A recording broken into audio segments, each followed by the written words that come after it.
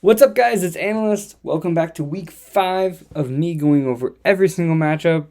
You guys are going to notice a different background.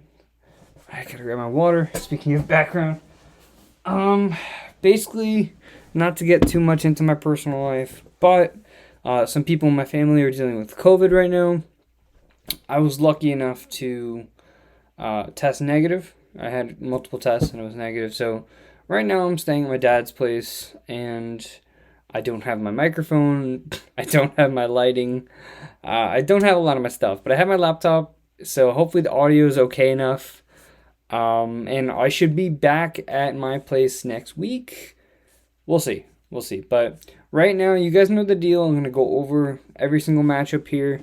And yeah, we got a couple interesting ones this week, including a London game at 9:30 in the morning if you're on the East Coast. That's pretty cool. But you guys know who I am. Let's just jump straight into this, okay? So I got my notes here per usual. Week 5. Holy crap. Week 5. I hope you guys are doing good in your leagues. I hope you're gotta win. If you're 0-4, you should panic, but you'll probably notice that the last guy in like for your leagues, you can do like playoff projections. The last guy in your playoff projections is probably 2-2. So you're only realistically 2 games down from being in the playoffs. So think about it that way. Right now, you're not fighting for the number 1 seed. You're fighting to make a playoff spot. And if you get to that point and you start doing well, then you can say, okay, I'm going to push for a higher seed. For right now, your biggest concern is getting in the playoffs. So let's do that. We're going to start with Seattle at home against the Rams. I did some digging on Russell Wilson's brief history against the Rams, and it's not too pretty. Okay, so Russell Wilson has thrown 5 total touchdowns in 4 games against the Rams. 4 of those touchdowns were in 1 game. So in half the games, he hasn't thrown a touchdown at all. In one of them, he threw a single touchdown in 2020 to Jacob Hollister. But out of the 5 touchdowns he's thrown against the Rams in the past 4 games, 4 of them were in 1 game. And what makes things interesting is that 1 game was in 2019. It was week 5 against the Rams at home. So we have the same exact situation as the last time he threw 4 touchdowns. The ceiling is high. The floor is very low for Russell Wilson. But typically he does not have great games against the Rams. And I think the Rams' great defense over the last couple of years pays tribute to that. So I'm not necessarily benching Russell Wilson.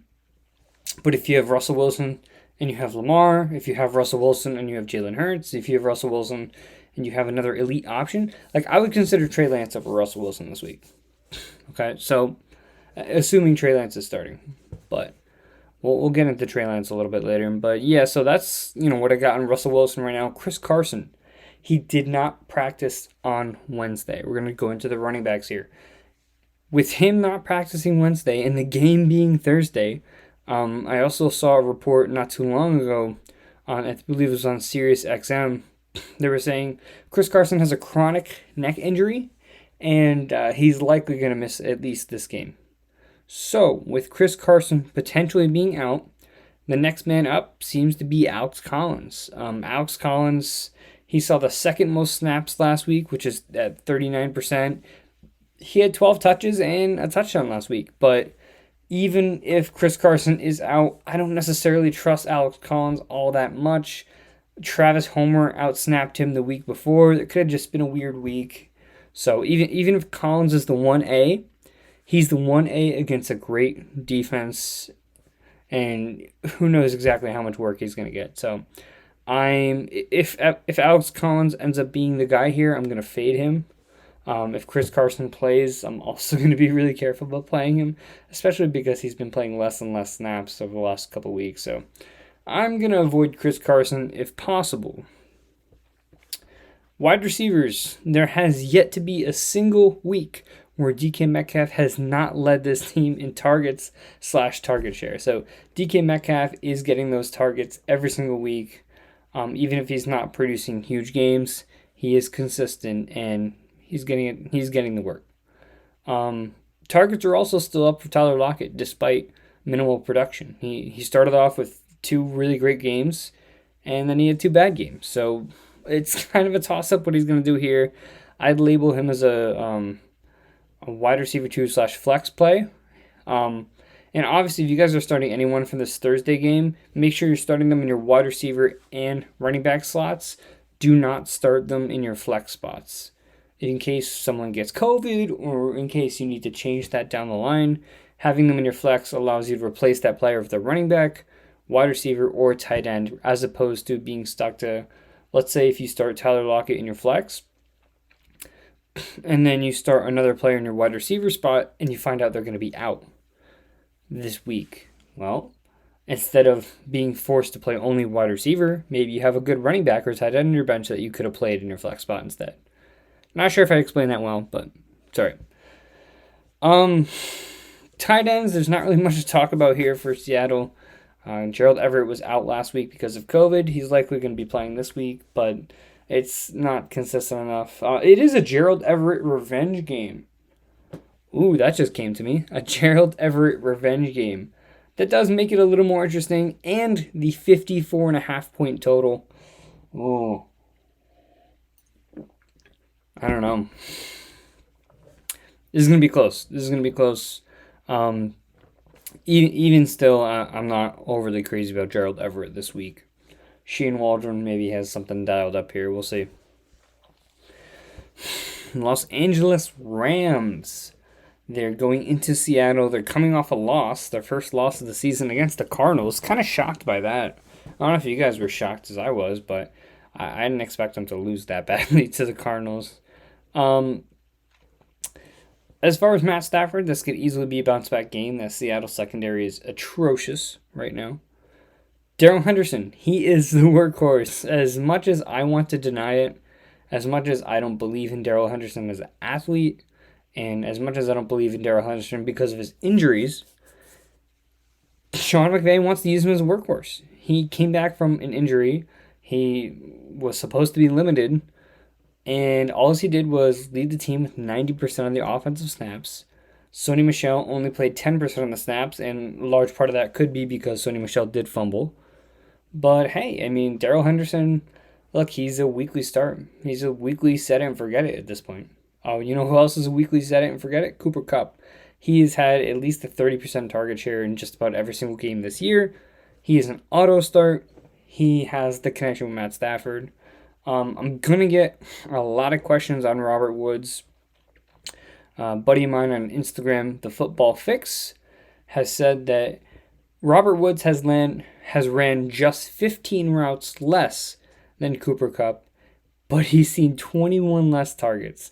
So a little bit of an outlier. They're basically running all the same routes. I think this just kind of boils down to Matt Stafford liking Cooper Kupp as a weapon and kind of just keying in on his one guy. So I think Robert Woods can still get his, but I don't think this is a situation where on a week-to-week basis it's going to be, okay, now it's Robert Woods, now it's Cooper Kupp. It's always going to be Kupp, and then maybe Woods can get some. Sean McVay did say he wants to get Woods more involved, essentially. His exact wording was, we want more opportunities for Woods, so maybe he's going to run the ball more, and that could be it, or maybe he gets some more targets. They have plays drawn up just for Woods. We'll see. I want to see more from Robert Woods as a Robert Woods owner, game manager. So, Tyler Higbee, usual hit or miss here. If this is a high-scoring game with a 54.5 point total, so take your chance with Tyler Higbee. If you have him, chances are you don't really have too much else going on. So, I was about to say Tutu Atwell. Guys I didn't mention is Deshaun Jackson, who he had his one big blow-up game of the year, so don't worry about that. Van Jefferson, he had a ton of targets last week. But again, it's kind of a situation where it's hit or miss. Sometimes Van Jefferson goes off, sometimes he doesn't. Upside, boom or bust flex play. Okay. We have the Atlanta Falcons versus New York Jets. This game is being played in London.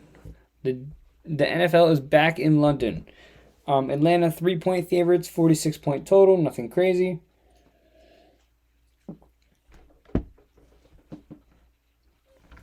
I thought I heard the dog eating something. By the way, this point total for the New England game, I'm just seeing 39. I don't think I've seen a point total that low. That is nuts. And that speaks a lot more about the Texans than it does about the Patriots.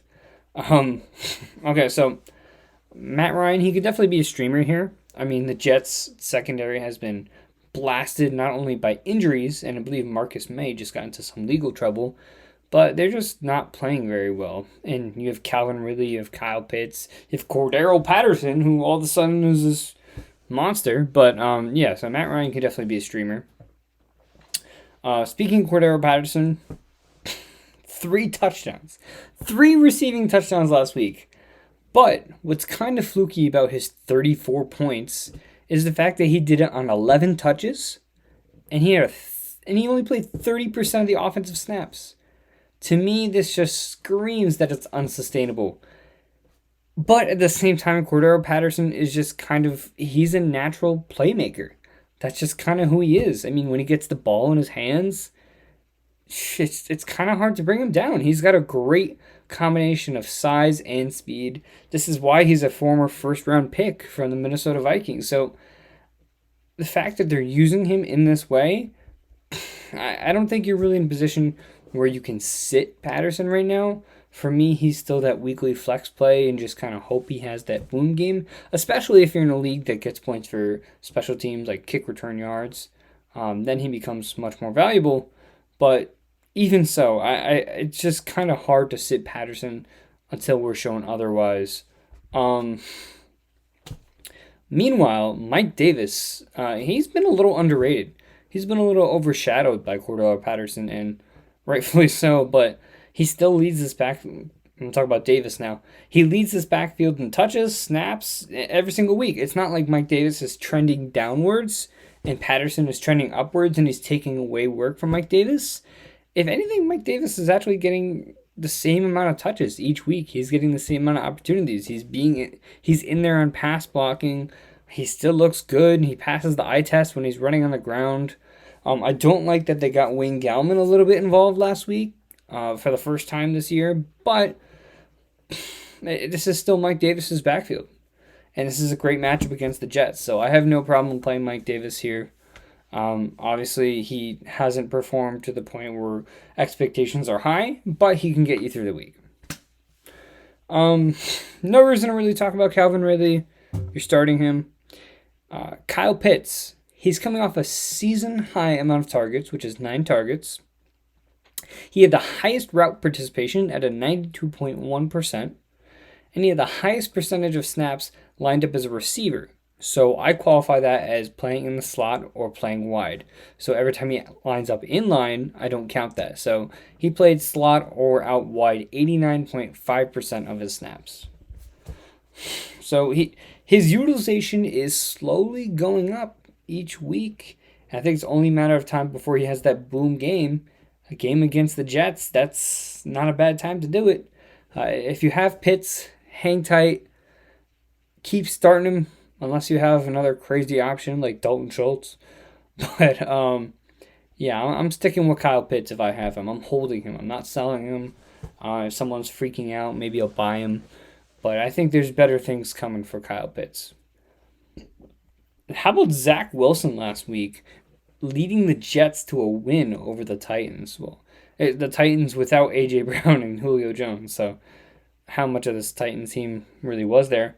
Look, this Atlanta secondary is beaten and bruised. They've lost a lot of their corners. Their front seven isn't bad, but for the most part, the secondary is very weak for Atlanta, which could lead to this game being a shootout. The 46-point total, I'm going to take the over on that. I think there's a good chance Zach Wilson slings a few touchdowns in this game. And this is great for him because now this is going to string together games of him doing well and is going to boost his confidence and could speak volumes for the rest of the year. So Zach Wilson, if you're desperate for a streamer, I don't hate. Going to the running backs here, Michael Carter. He led the Jets backfield in snaps last week and had a season-high 16 opportunities. If you watch the game, I mean, this guy passes the eye test. And he did in college as well. Him and Javonte Williams were an amazing duo. But, I mean, the way this guy runs, he fights for every single yard. And the fact that he's like 5'8" and 100, 200 pounds, like 190, 200 pounds, I mean, he looks like a little bowling ball out there. I mean, he is tough when he has the ball in his hands. It's hard to bring him down no matter his size. He is the best Jets running back on this team. If his workload continues to rise, he could be weekly flex play. Right now against the Falcons, I don't hate it. I don't hate it. If you're desperate, he's going to be a desperate start for me. Michael Carter. Desperate start. Someone I do like this week is Jamison Crowder. In his debut, he had 100% route participation. He played 75% of his snaps from the slot, and he led the team in targets.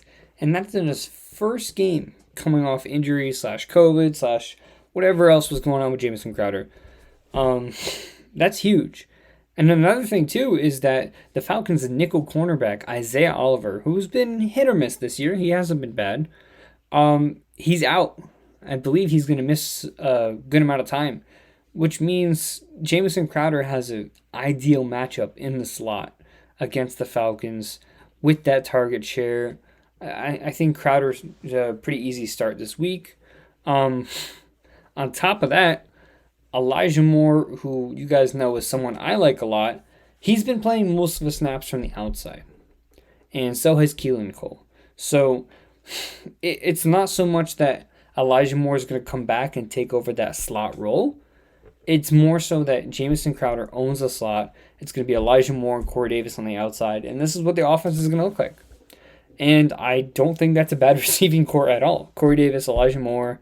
Then you have Denzel Mims and Keelan Cole in reserve. And you have Jamison Crowder in the slot. So I don't hate this. Corey Davis, I also don't hate in this matchup. Especially if Crowder kind of frees things up. And you have Elijah Moore on the outside. Elijah Moore may not even be bad either. So I'm not going to go crazy and talk about too many Jets here because it's never a good idea to include too many Jets. But Crowder, I do like this week. Corey Davis, I do like this week. And Elijah Moore also intrigues me as well. So do with that what you will. Okay. Detroit, Minnesota. I don't really have too many notes for this game. Kind of straightforward. Minnesota hosting Detroit. Minnesota 9-point favorites, 49.5-point total. Kirk, he coming off a down week against the Cleveland Browns. I think this is a chance for him to get back on track. Dalvin Cook banged up last week. If he's practicing fine during the week, which it seems he is right now, he should be good to go and get back on track against Detroit. Adam Thielen, Justin Jefferson, you're still starting both of those guys every single week. As far as Detroit goes, I mean, Jared Goff, he kind of had a good first and second game, but he did fall off a little bit, so I don't really view him as a streamer as much anymore. DeAndre Swift, talked about him getting more work. He did go up to 75% of the offensive snaps, but Jamal Williams was still getting a healthy share of the work. So, you're still starting Swift every single week, but it seems as if Dan Campbell has not brought in on his promise. Water just went in my eye. This is great. I'm having fun. Hope you guys are having fun as well. Wide receivers for Detroit, there's not really much to talk about. I believe Tyrell Williams is still somewhere on IR. Quintez Cephas, he only had 5 targets last week as opposed to Amon-Ra St. Brown, who had a whopping 8 targets last week, tied for the lead with TJ Hawkinson. So these wide receivers are all over the place. It's not consistent. If we start seeing something consistent, which the only consistent part really has been Quintez Cephas. And 3 out of 4 weeks, he's had over 10 points. So if you're going to pick any wide receiver, for me, it's going to be Cephas, but ultimately, it's a mess. TJ Hawkinson, some people might be worried about him. He did have 8 targets last week. He led the team. I think this is a better matchup for Detroit, so I'm not worried about him long term. Okay. Tennessee and Jacksonville. Tennessee 4.5-point favorites. 49-point total. Trevor Lawrence is coming off his best game yet. He looked sharp on that Thursday night game against the Bengals. I do think the Bengals have a better defense than the Titans. Just ask Zach Wilson. So I don't hate Trevor Lawrence in this matchup as a streamer if needed. DFS, I'll have to check his price. I don't think he's going to go crazy, but might be value. James Robinson. Carlos Hyde was a surprise inactive last week. It was because of a shoulder injury that popped up late. But James Robinson, with that high percentage of snaps, played really, really well. And he's been trending upwards for a couple weeks now, so it's kind of hard to sit James Robinson right now, especially with Hyde coming off injury. Wide receivers for Jacksonville. Marvin Jones coming off a down week. Laviska Shenault led this team in targets. DJ Chark on IR. So it's Marvin Jones and Laviska Shenault. I don't hate either of these guys. I just want to see more. At first, we thought it was Marvin.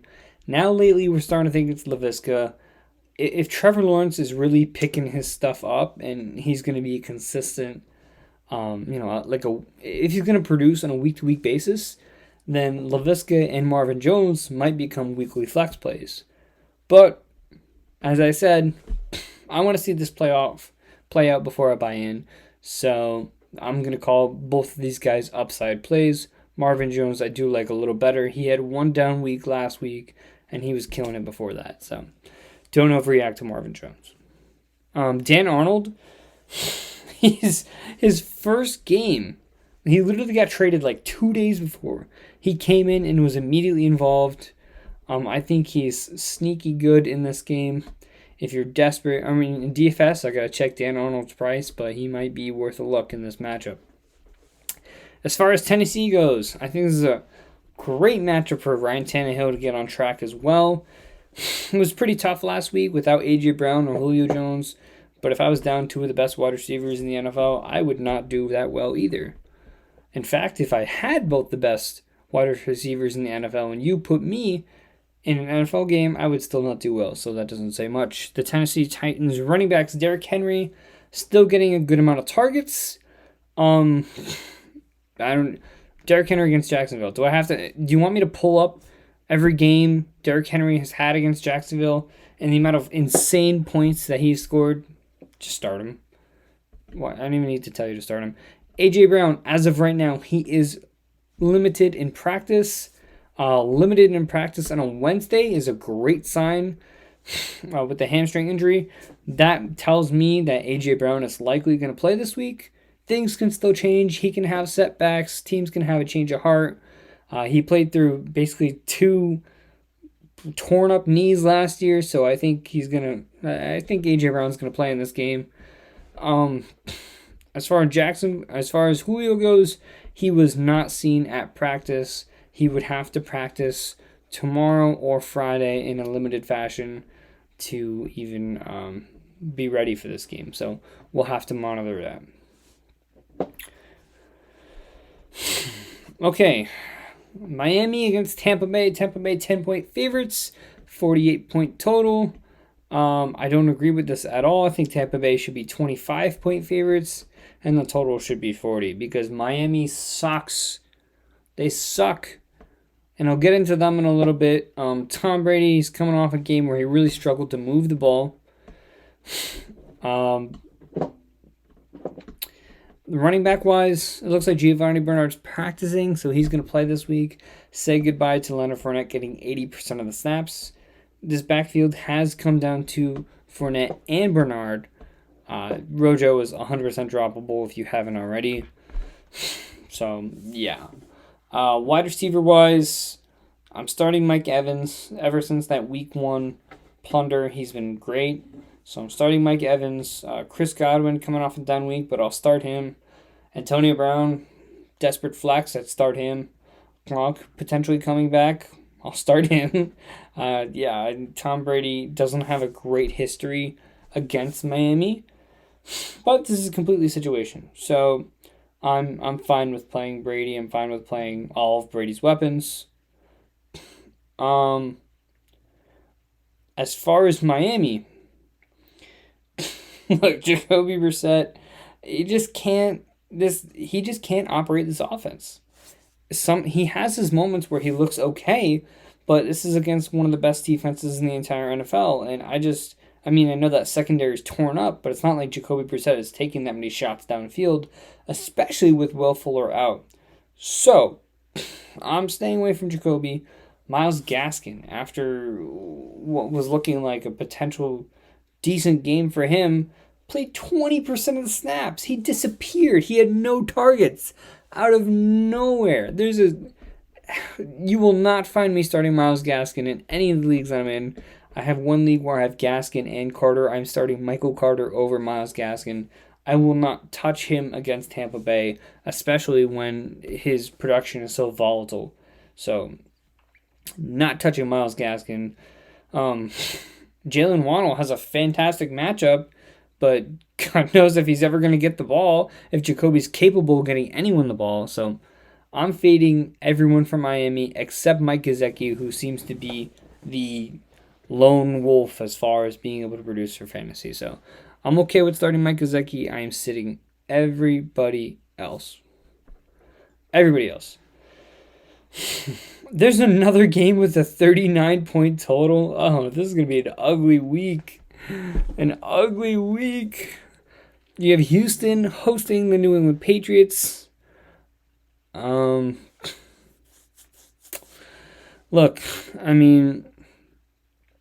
for Houston, Davis Mills, he failed to put up a single point against the Bills. And I think the Texans might be a similar story. So, yeah, there's not a single player in the Bills other than Brandon Cooks. I'm fine starting Brandon Cooks. There's not a single other player I will start on Houston. So I'm not even going to try to break down David Johnson and Mark Ingram, try to talk about Jordan Akins. It's not worth it. And they just dropped Anthony Miller for whatever that's worth. Maybe a Danny Amendola revenge game. Ooh. As far as New England goes, Mac Jones, he could be okay in this matchup, but the one I really like is Damian Harris. So Damian Harris has struggled the last 2 weeks in really tough matchups, but with James White out, Damian Harris played 60% of the offensive snaps, which is I don't know if it's a career high. I don't want to call it a career high, but it's definitely a season high. He's being targeted. He's operating as the team's RB1. So I really like Damian Harris in a matchup. He's going to have the game script is going to be in his favor. I think Damian Harris easily gets over 100 yards on the ground this game, whatever he adds in the passing game and whatever he gets in terms of touchdowns will also help him. But yeah, I like Damian Harris. I'm going to start him this week. Jacoby Myers, killing it. Weekly flex, weekly wide receiver 2, killing it. You got to start Jacoby Myers. Tight end group, both Hunter Henry and Jonnu Smith were fortunate enough to get a touchdown. But that does not mean I'm comfortable starting either of them, especially in a game where Mac Jones is not going to have to pass the ball. So,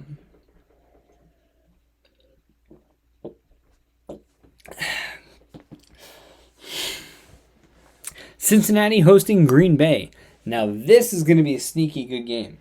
Okay, so Cincinnati hosting Green Bay.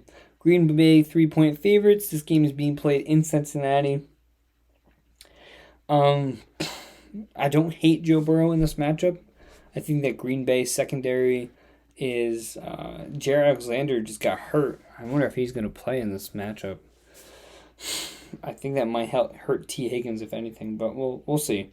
I don't hate Joe Burrow here. As far as the running backs go, Joe Mixon, as of right now, he did not practice Wednesday, but he was doing some work on the side. So it's not a limited practice because he wasn't in pads, but he is running on the bike and doing some work on the sideline. His work is expected to be ramped up this week. I would imagine he is limited. He's probably going to be limited Thursday or Friday. and then he'll end up being game time decision. And luckily we have a 1 o'clock game, so that'll be good. Wide receiver wise, Jamar Chase, Tyler Boyd, T. Higgins. I am going to continue to just kind of start all three of these guys. I'm going to continue to start Tyler Boyd, especially after the target share he got last week. I'm going to continue to start Jamar Chase because he hasn't let us down yet. And T. Higgins, when he's played, he's been great too. So I'm starting all three of these wide receivers and I'm just going to see what happens. And if Joe Mixon is out this week, that only to me speaks to the fact that they might just pass the ball more, right? Because if Joe Mixon's out, I don't think they really want to rely on Samaje Perine. I think Joe Burrow is going to air it out, and I think he's going to have to air it out against Aaron Rodgers. So I like all the pass catchers for Cincinnati. CJ Uzomah coming off a big game, not sustainable. Complete hit or miss. As far as Green Bay goes, you're starting Rodgers, you're starting Aaron Jones, you're starting Devontae Adams, and Robert Tonyan is that weekly, maybe he catches a touchdown. That's it. The Carolina Panthers at home hosting the Philadelphia Eagles. Sam Darnold, 5 rushing touchdowns in 4 games. Absolutely nuts. CMC, last I saw, is practicing on Wednesday. So if he's practicing unlimited on Wednesday, that's usually a pretty good indicator that he's going to play. So I'm assuming Christian McCaffrey is playing this week. DJ Moore is going to go crazy this week against Philadelphia and their weak secondary. Robbie Anderson, I'm not a huge fan of, although he did get the targets last week. If CMC truly is back, that is going to hurt him. As far as Philadelphia goes, I think this is a good game for Jalen Hurts. We know that Carolina traded for Stephon Gilmore. That was huge. But Stephon Gilmore is still on the PUP list, and he's not going to be able to play until after week 6. So, no Stephon Gilmore this game. I'm starting Jalen Hurts. I do like Devontae Smith as well. Zach Ertz and Dallas Goedert are a toss-up. And Miles Sanders, I'm going to sit this week. I'm going to sit Miles Sanders. That doesn't mean I'm necessarily starting Kenneth Gainwell, but I just don't feel comfortable with Miles Sanders running into this Carolina front seven. Derek Brown, Hassan Reddick, Brian Burns, Shaq Thompson. This is not the front seven to run against with Miles Sanders, and they're favored to win in this game, so I'm going to stay away. This might actually be a sneaky good game as well. Washington football team hosting the New Orleans Saints. So Taylor Heineke's put together some good games lately. He's looked great, and I'm gonna continue to. If you're in Superflex, I don't think he's a bad quarterback too this week. Running back wise, Antonio Gibson. I'm going to lower my expectations here. This is going to be against the New Orleans Saints. They have a great run defense. 2 weeks ago, the only reason he really had the game he did is because he took 1 reception for 80 yards. He doesn't do that. He doesn't have that kind of game. So I'm going to pivot from Antonio Gibson if I have another option. My expectations are not too high in this game. Terry McLaurin, on the other hand, especially with Logan Thomas being out, I do like in this game. Obviously, you're starting Terry McLaurin on a week-to-week basis. Curtis Samuel still getting back into the mix. Sneaky DFS play, Ricky Seals-Jones. He's made some plays for Washington. He is running routes. He is going to be the assumed tight end 1 with Logan Thomas gone. So DFS, extremely desperate. Ricky Seals-Jones is your guy as long as Logan Thomas is on IR. New Orleans Saints. What to do with this offense? Jameis Winston finally threw for over 150 yards, but Deontay Harris led this team in target share. I'm pretty sure Kenny Stills caught a touchdown. I don't know what's going on with this team anymore. It's not predictable at all. Alvin Kamara had 0 targets last week. Derrick Henry has more targets in the season than Alvin Kamara. I don't know what's happening in New Orleans. With Tony Jones Jr. now out for a few weeks, Hopefully, Alvin Kamara can get some targets. He got 20 plus carries and 0 targets. What is going on? So yeah, I don't know when Alvin Kamara went from 80 receptions to a year to being a one-dimensional running back. I don't know. I don't know anymore. Don't ask me questions about the New Orleans Saints offense. If you have Kamara, you're starting him. If you have anybody else, you're scratching your head, and so am I, and I'm just staying away from all of it. I'm staying away. Pittsburgh versus Denver. Can't talk anymore. It's getting late. Pittsburgh Steelers versus the Denver Broncos. Broncos coming off a loss. Teddy Bridgewater, he will likely clear the concussion protocol before this game starts, which means he will be back in the starting lineup. As far as Pittsburgh goes, Big Ben is still having a ton of trouble moving this offense. I think the Denver defense is a great start this week. So yeah, you're not starting Big Ben anytime soon or likely ever. Najee Harris, he's the guy on a week-to-week basis. Deontay Johnson, that's the only place Big Ben knows where to throw the ball, so you're starting him. I'm going to avoid Juju, and I'm going to avoid Claypool. As far as Denver goes, look, this is a 39-point total for a reason. It's kind of a shit show. I mean, look, I don't feel comfortable starting Teddy Bridgewater. I don't necessarily feel comfortable starting Melvin Gordon or Javonte Williams. Sutton's having an issues. So the only guys I'm starting in this game are Noah Fant, Najee Harris, and Deontay Johnson. If it's anyone else in this game, I'm going to pivot to another direction because I do not want to make that choice. Okay. Ooh, 56-point total.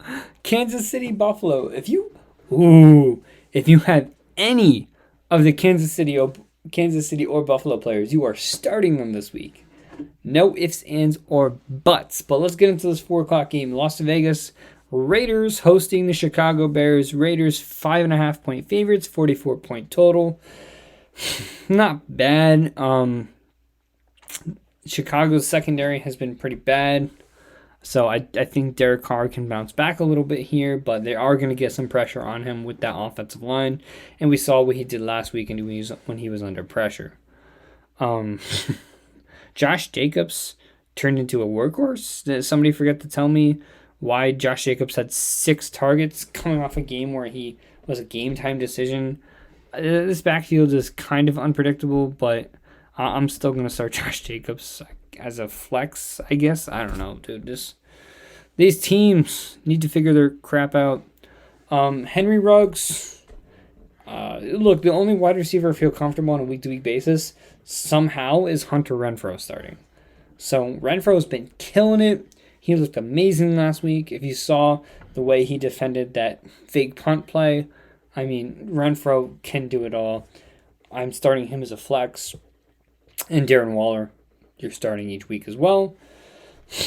As far as the Chicago Bears, Justin Fields has been named the starter for the rest of the year. Amazing. David Montgomery is expected to miss about 4 to 5 weeks, which means Damian Williams has found his way into another starting job, assuming he's going to get a large workload and be involved as a pass catcher. I do like Damian Harris this week as a start. Damian Williams. I keep saying Damian Harris. I do like Damian Williams this week.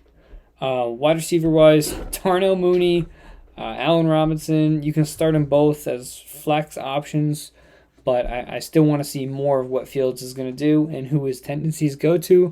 Darnell Mooney dominated the targets last week, so he also gets flex consideration. And Cole Kmet is getting some targets, but I want to see Fields complete more of his passes first. Okay?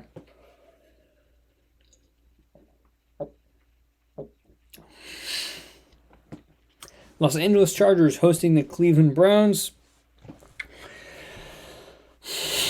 I know Mike Williams and Keenan Allen are coming off bad games, but I'm throwing them right back into my lineup this week. Justin Herbert, I do like 1.5-point favorites. Eckler, you saw what he did. He's going to go back into my lineup. Jared Cook, if you want upside, sure.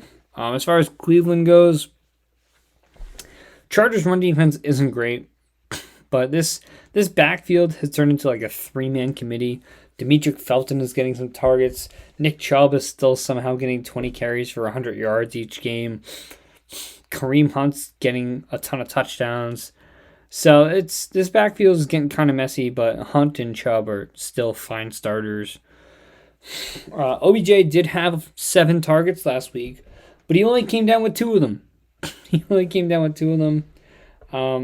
This Chargers secondary has improved a lot, at least from last year, especially with Asante Samuel Jr. So I'm going to be a little hesitant about starting OBJ. I'm very hesitant. I don't know what this game script is going to look like. I assume the Chargers is going to be ahead, but it's going to be close. It's going to be too close. So, Dallas Cowboys hosting the New York Giants. Dallas Cowboys 7-point favorites, 52-point total. Wow. Who are you starting from Dallas? You're starting Dak. You're starting Zeke. You're starting Amari Cooper. You're starting CeeDee Lamb. I don't care about last week. You're starting Dalton Schultz, who has led this team in targets over the last 2 weeks, and he's been killing it. So Dalton Schultz is seemingly a weekly starter at this point. The Giants, Sterling Shepard and Darius Slayton will likely be back this week. What does that mean for the Kadarius Toney who played in the slot? What does this mean for John Ross, who, as Judge has said, now deserves to be a part of the offensive scheme? What does this mean for Kenny Golladay going up Trevon Diggs, who's been one of the best corners in the league? I don't know. I want to say Sterling Shepard is going to come back, own that slot role, and produce as he was. But I also want to say Kadarius Toney had a great game. Maybe he keeps that slot role. Maybe he splits that slot role. Maybe John Ross is opposite of Kenny Golladay. Kenny Golladay sees bad coverage the whole game. So, the only ones I feel comfortable starting in this game, Saquon Barkley. Okay? I feel comfortable starting Saquon Barkley, Zeke Elliott, Dak Prescott, Amari Cooper, CeeDee Lamb, and Dalton Schultz. I feel comfortable with all the Cowboys and Saquon. All the wide receivers seem like a huge toss-up to me right now. Okay. We have Arizona hosting San Francisco. We have the Arizona Cardinals, the only undefeated team in the entire league, hosting Trey Lance and the San Francisco 49ers. You are starting Kyler. You are starting Chase Edmonds. You are starting Hopkins. AJ Green has had exactly 6 targets 4 weeks in a row, so desperate for a flex, you can start AJ Green. You are not starting Max Williams. Stop it. San Francisco, Trey Lance. I'm 100% starting Trey Lance if I have him this week. Obviously, if you have Mahomes or someone like that, you're starting them over him. But I do like Trey Lance a lot this week. Running back-wise, Elijah Mitchell is expected to be back. I have no idea what this backfield is going to look like between Trey Sermon, Elijah Mitchell, and Kyle Juszczyk. So I'm just going to avoid it. Deebo Samuel, he's going to keep doing his thing. So I'm going to keep starting Deebo Samuel. He's a weekly must start. Brandon Ayuk, falling behind mightily. So the only San Francisco players I trust is Deebo Samuel, George Kittle, Trey Lance, Arizona, Kyler, Chase Edmonds, AJ Green potentially, and DeAndre Hopkins. Okay. Buffalo, Kansas City. Start them all. Okay. You're starting Tyreek, you're starting Mahomes, you're starting Clyde, why not? You're starting Travis Kelce, you're starting Josh Allen, you're starting Zach Moss, you're starting Stephon Diggs, Emmanuel Sanders, Cole Beasley, and Dawson Knox. Everyone gets a start, 56-point total. It's going to be higher than that. This is going to be no defense and all scoring. It's going to be nuts. I like Josh Allen a lot this week. Emmanuel Sanders is going to be a desperate start for me.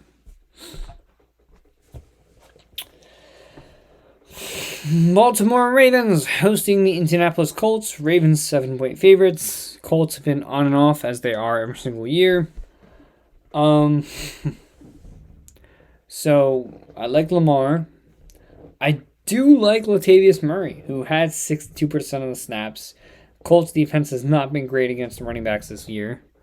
And Latavius Murray is kind of turning into this semi-workhorse type deal. So I'm okay starting Latavius Murray. As I mentioned, 62% of the snaps. He got plenty of carries. He's getting goal line work. He's getting some targets. Latavius Murray is the guy to have here. Wide receiver-wise, Marquise Brown. Yeah, I do like Marquise Brown. I like Marquise Brown and Mark Andrews in this game. Not too much else more. As far as Indianapolis, I am not starting Carson Wentz. Jonathan Taylor, I do want to be a little careful of, but I think he's going to see a healthy amount of targets in this game, given the fact that Michael Pittman is going to be lined up, and Baltimore has been pretty good against opposing wide receiver ones this year.